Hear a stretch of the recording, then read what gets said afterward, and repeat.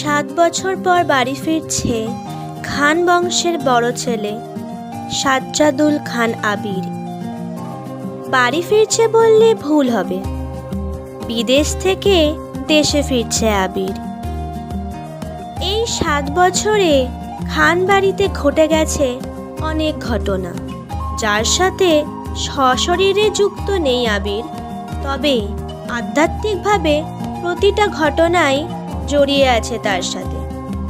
আবিরের বাবা চাচা 3 জন। আবিরের বাবা সবার বড়, নাম আলী মোহাম্মদ খান।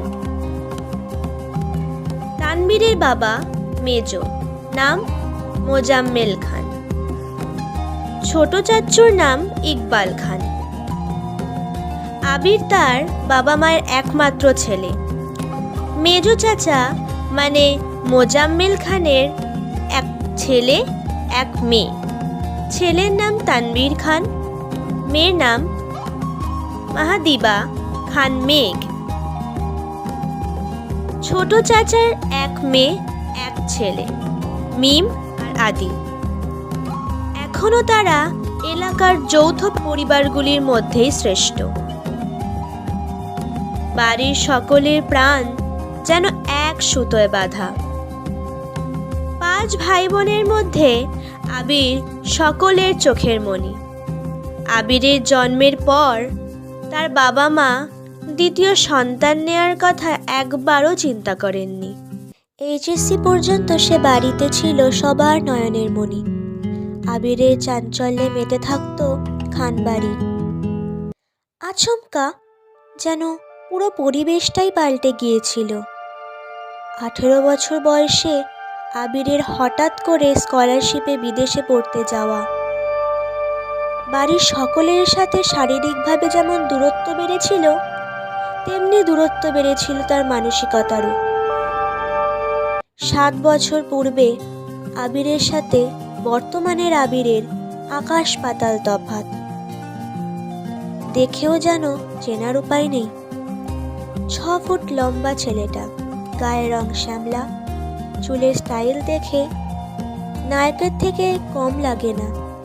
তার ফ্যাশন আর লুকে যে কোনো মেয়ে এক দেখাতেই প্রেমে পড়তে বাধ্য। প্লেনে বসে আবির অবলীলায় ভেবে যাচ্ছে অতীতে ফেলে আসা কিছু স্মৃতি। সেই চাঞ্চল্যকর মুহূর্তগুলো এখনও শুধুই স্মৃতির পাতায় রয়েছে। মাকে রেখে এসেছিল সেই যৌবনের প্রথম দিকে, যখন তার বয়স ছিল মাত্র 18। সে সময় মা ছিল তার একমাত্র বন্ধু। আজ সে 24 বছরের যুবক।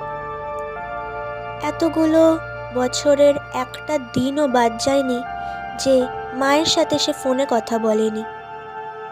বাড়ির সকলের সাথেই মোটামুটি কথা বলার চেষ্টা করেছে। ছোটবেলার স্মৃতিগুলো ভাবতে ভাবতে নিজের দেশেই পৌঁছে গেছে সে। এয়ারপোর্টে আবিরের বাবা আলী মোহাম্মদ খান আর তানভীর দাঁড়িয়ে আছে। তানভীর সম্পর্কে তার চাচাতো ভাই আর বয়সে 2 বছরের ছোট, কিন্তু দুজনের বেস্ট ফ্রেন্ড আর কলিজার বন্ধু।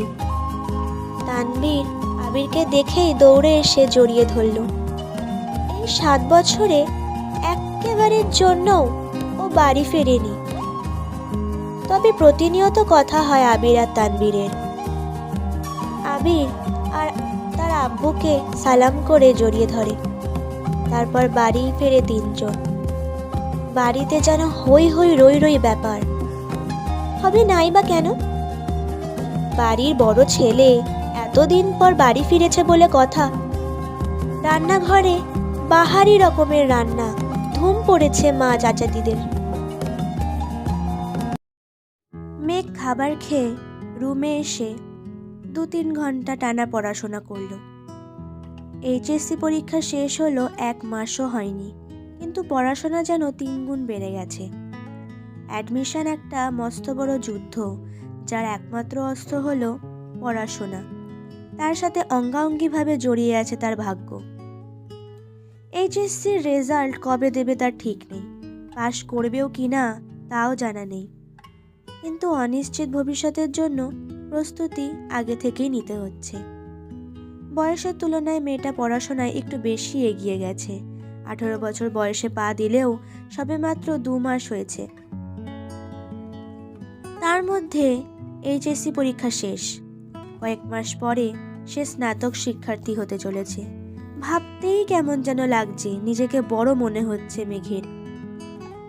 পড়াশোনা শেষ করে নিজের বিছানায় শুয়ে হাতে তার নতুন মোবাইল। কিন্তু কি করবে সে? না আছে ফেসবুক, না আছে অন্য কোনো অ্যাকাউন্ট। ইউটিউবে ঢুকে কয়েকটা ভিডিও দেখতে দেখতেই সে শুয়ে শুয়ে কিছু স্মৃতি মনে করতে লাগলো। আবির ভাইয়াকে ধন্যবাদ জানানো উচিত, কিন্তু সে তো ভয়ে দাঁড়াতেই পারবে না আবিরের সামনে। পুরনো স্মৃতিগুলো ভাবতে থাকে। মেঘ সবেমাত্র 5ম শ্রেণীতে উঠেছিল।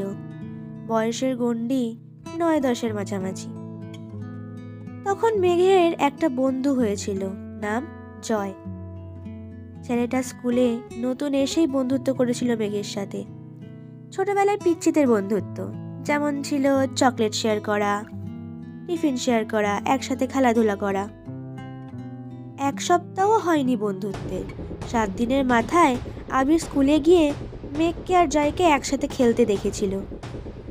স্কুলের সবার মাঝখানে মেঘের গালে কয়েকটা থাপ্পড় বসিয়ে রাগান্বিত স্বরে বলেছিল, তোকে যদি আর কোনোদিন ওই ছেলের সাথে কথা বলতে দেখি বা খেলতে দেখি, তোর খবর আছে। সেই যে থাপ্পড় দিয়েছিল, মেঘ 1 সপ্তাহ জ্বরে পড়ে গিয়েছিল। মেঘ ছোটবেলা থেকেই খুবই অভিমানী ছিল। ছোট্ট মেয়েটা এই থাপ্পড়ের ভয়ে আর আতঙ্কে আর কখনো আবিরের দিকে চোখ তুলেও তাকায়নি। কথা বলা তো দূরের বিষয়, আবির বাসায় থাকাকালীন রুম থেকে বেরও হয়নি। হিটলারের সাথে আবিরের কতটা মিল বা বেমিল তা বিবেচনা করা বিন্দু মাত্র পরিমাণে ইচ্ছা নেই তার। মাথায় একটা চিন্তাই ঘুরছে, ধন্যবাদ জানানো উচিত, কিন্তু সে কি আদেও কথা বলতে পারবে হিটলারের সাথে?